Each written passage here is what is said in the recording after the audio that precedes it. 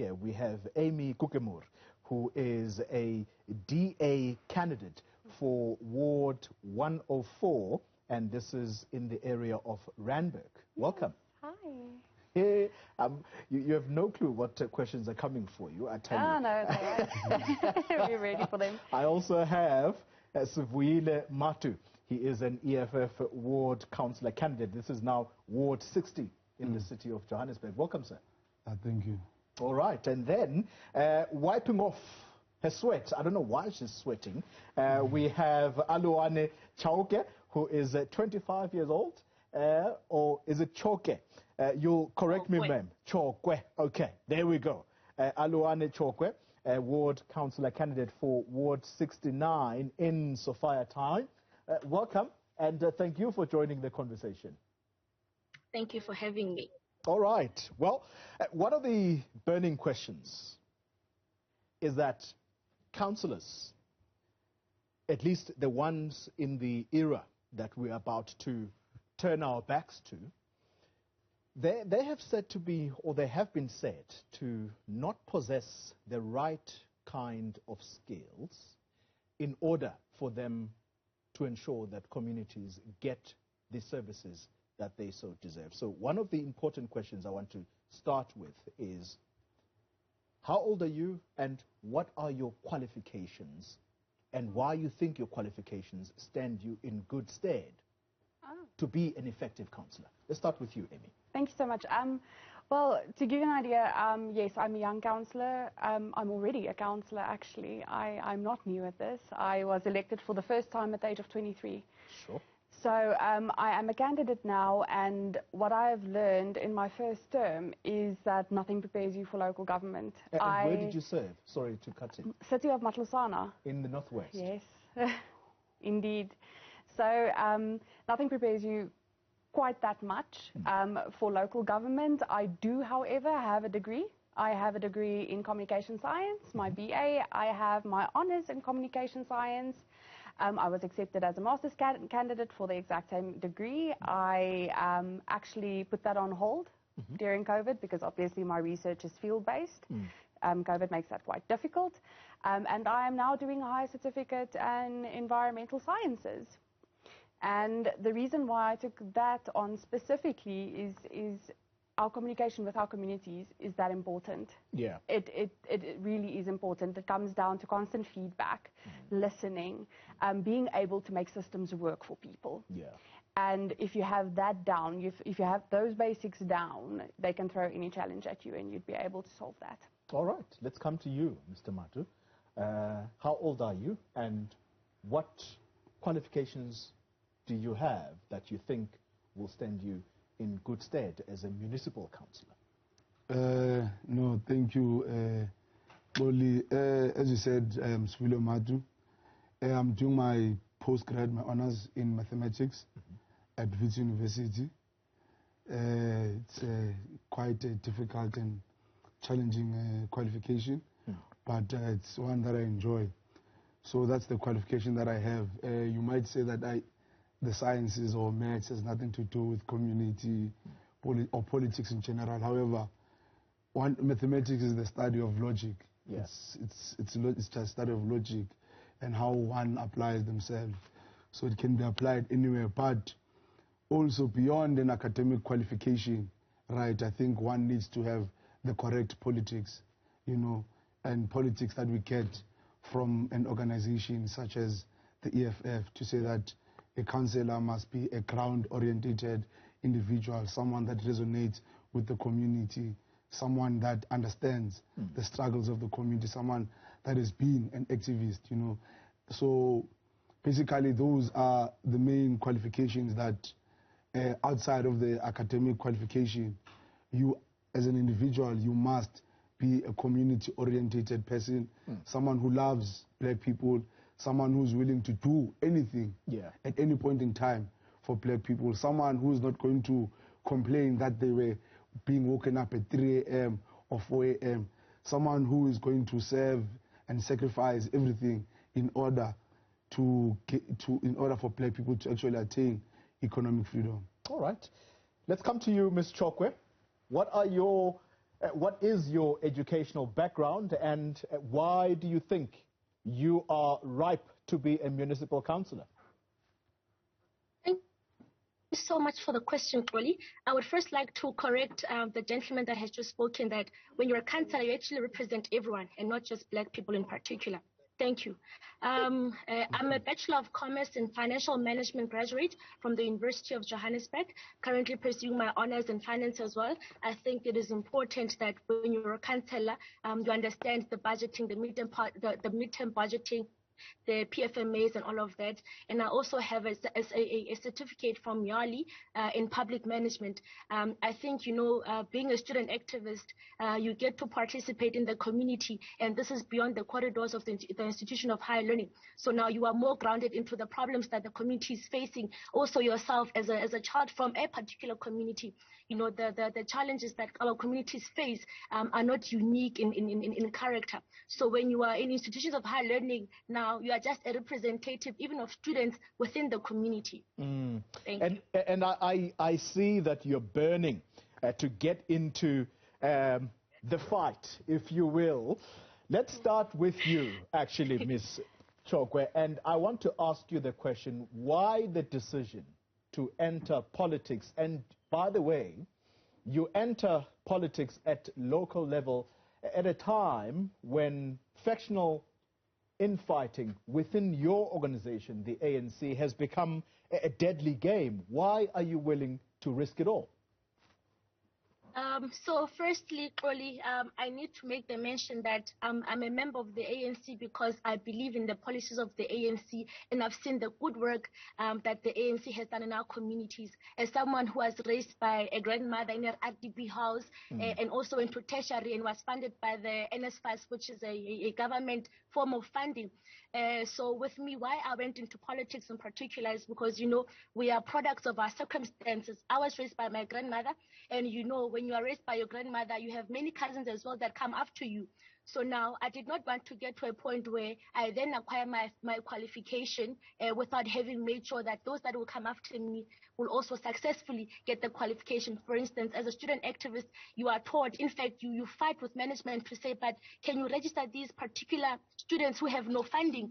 So having ensured access for young students, and then also having participated, because when you're in the university, we also have communes where students reside. So you also get to deal with problems of community of the communes, such as electricity, such as water, such as security and safety, and gender-based violence. In fact, Interpol has named South Africa the world's rape capital, with women in the country more likely to be raped than educated. So now you then get to say, you know what, but I understand that the ANC has done so much for so many years, and it's not enough. And as a young person, I am choosing to be the change that I want to seek. But now I'm also coming with the expertise from being a student leader and the qualification, so that we can also do away with these irregular expenditures. Yeah. All right. Amy, let's come to you.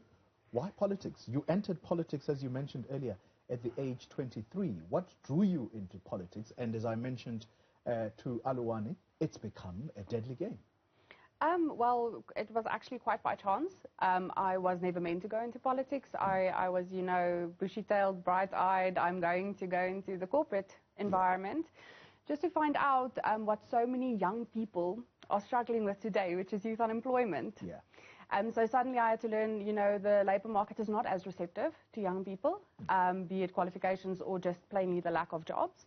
And I wanted to change that. I wanted young people to go back to universities because they know when they walk out there, they're going to be presented with opportunity. And that is why I got involved with politics. All right.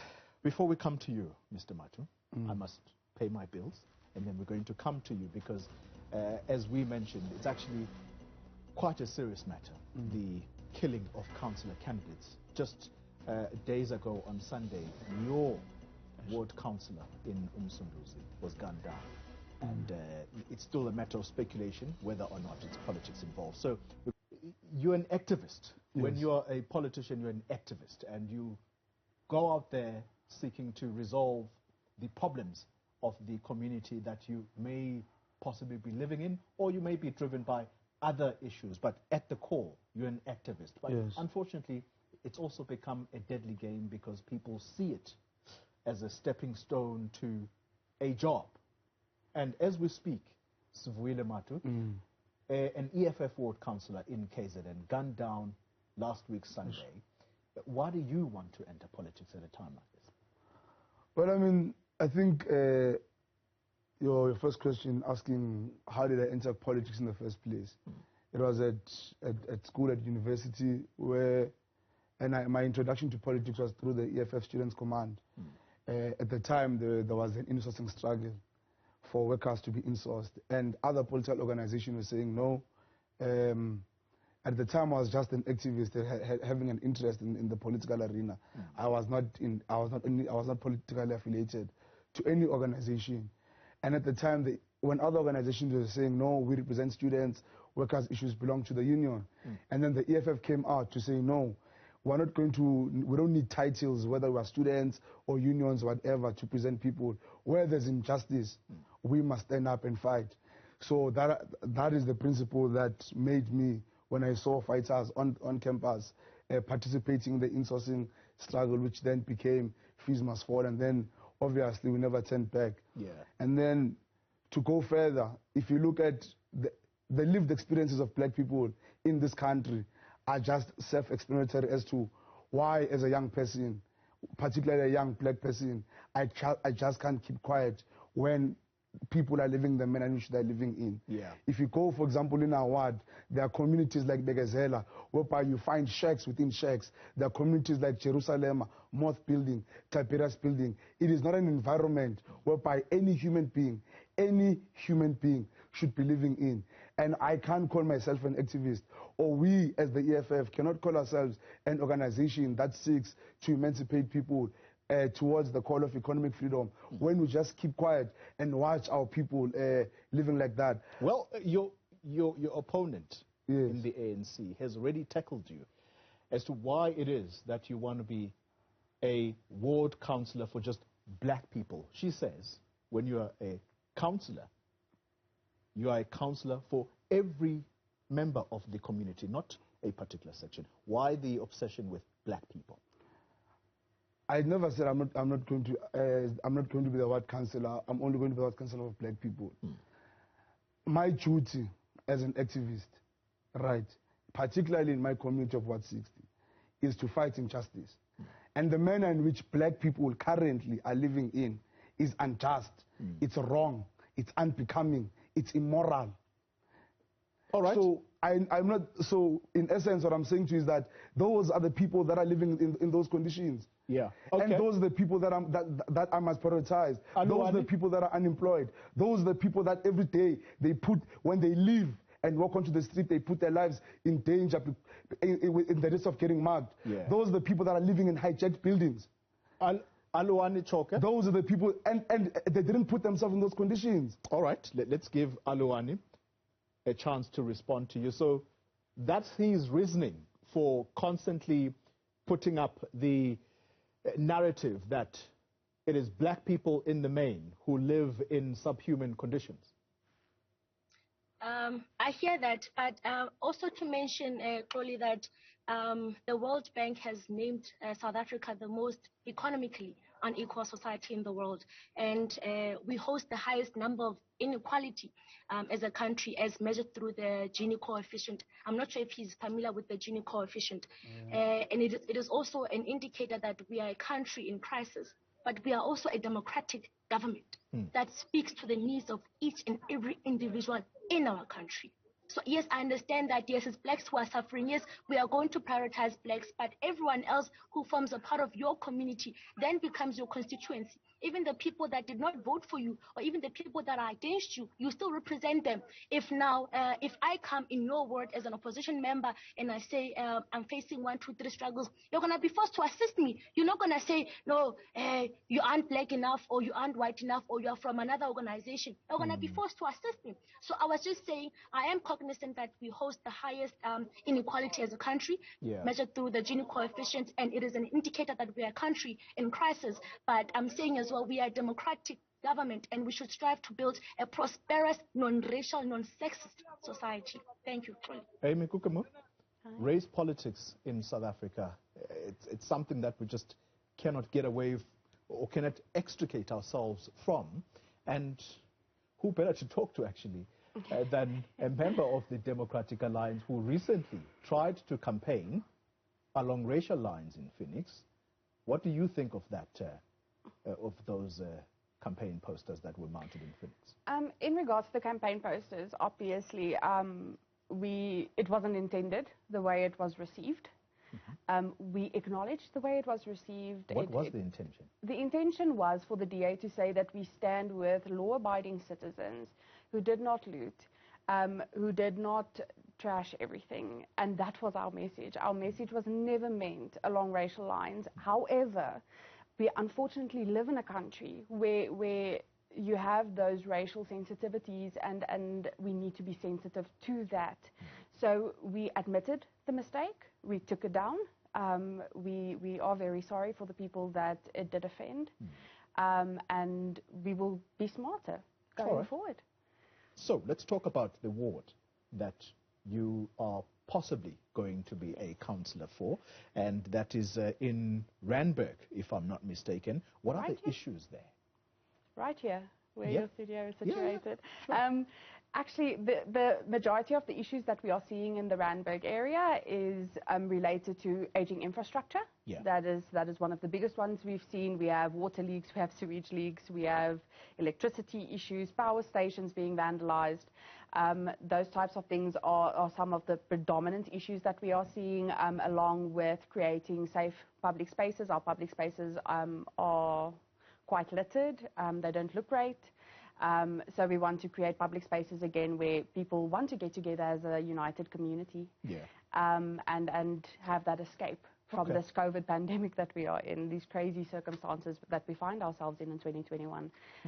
But yes, definitely, it's infrastructure, safety, clean environments, just getting the basics right. All right. Basically, Svuyile, the community where you're possibly going to be a ward councillor, this is in the city of Johannesburg, Ward 60. Where exactly is that, and what are the issues there? So Ward 60 is Braamfontein, Newtown, like it's the inner city, going all the way to Small, President, Pritchard, Hospital Street, etc. So that's Ward 60. It's in the inner city. Yeah. And what are the challenges there? Well, I mean, there are three main challenges that we have identified as the EFF. And these challenges are not like challenges that we have thumbsucked on our own. They are challenges that we've been assisting the community with over the years. And there are challenges when we go out and engage community members. That it's constant things. Number one, it's unemployment. Number two, it's safety and how the city looks like. The city is dirty. Number three is that there is no early childhood development center. Now, if you look in the city is no place to raise a child. And the reason why is the EFF, in particular in Ward 60, we're preaching on the fact that we need an early childhood development center. The things that you see when you enter the city traumatize me even as an old man. What are some of those? For example, children at the age of 3 are already seeing people injecting themselves with drugs. Children have no place to play. They play in rubbish bins.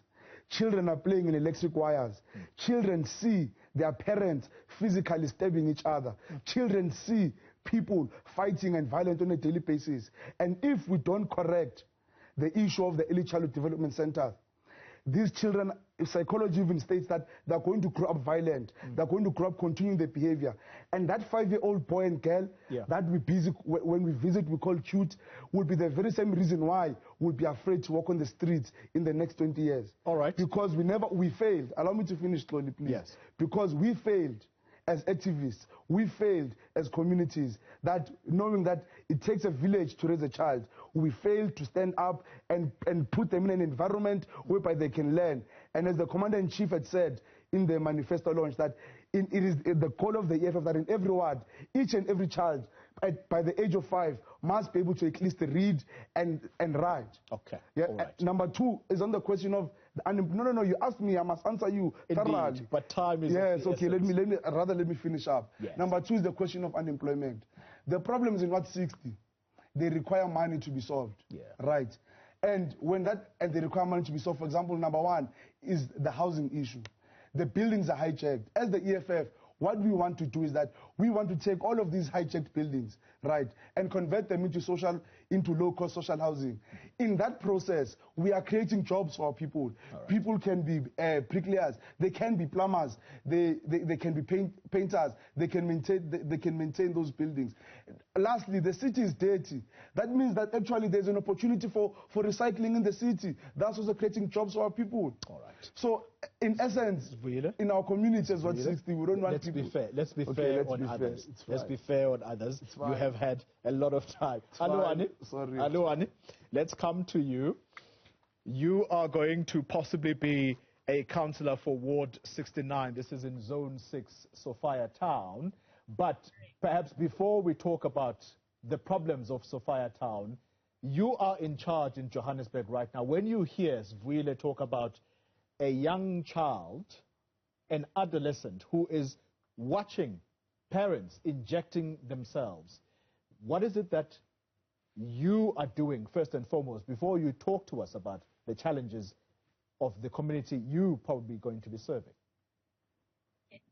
Thank you so much, Polly, for that question. So it is a coalition government, in fact. It's not the ANC that is entirely in charge. However, the Department of Community Safety, in partnership with the City of Johannesburg, has even availed safety centers for women. I think there's about 5 across the city. It's the safe haven for women and children. And also, the drug problem, Polly, is also a big issue. And we know that gender-based violence is also a byproduct of the drug problem. So that is why now they've availed the 5 housing units across the city of Johannesburg for women and children in particular. But I also do agree that the city is not a safe place to raise children, and also because of the high influx of undocumented foreign nationals, which is also a policy that the EFF wants to implement, to say everyone must come to South Africa. And it's illogical. For instance, these undocumented foreign nationals are putting a strain on our health system, our education system, on everything. So we are unable to fully run government because of the influx of foreign nationals who are undocumented, and the EFF is continually calling for them to come into the country. But proactively, we have these shelters that aid abused women, women who are trying to run away from drugs, and we also have rehab centers. I think there's about 3 that were recently launched by the late executive mayor, Joliti Madong. All right.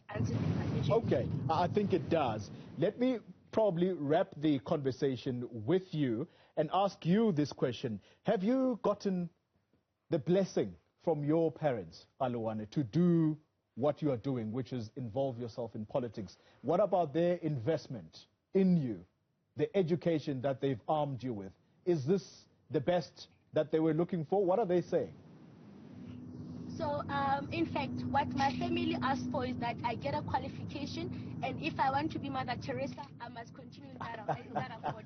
Because what would happen during holidays is that there'd be queues of matriculants or grade 11 learners who are coming, and I'm assisting them to apply for both funding and access to tertiary institutions. All right. They just said, let's give us the qualification child, and then everything will be well. We can then continue to build better communities as we have pledged in the ANC. All right, don't switch off yet. Emi, your parents, are they happy with what you're doing? Oh, yes, of course, of course. I have a very supportive, especially mother. My mother is also a councillor. It's just in a different province. It runs in the family. So it runs in the family.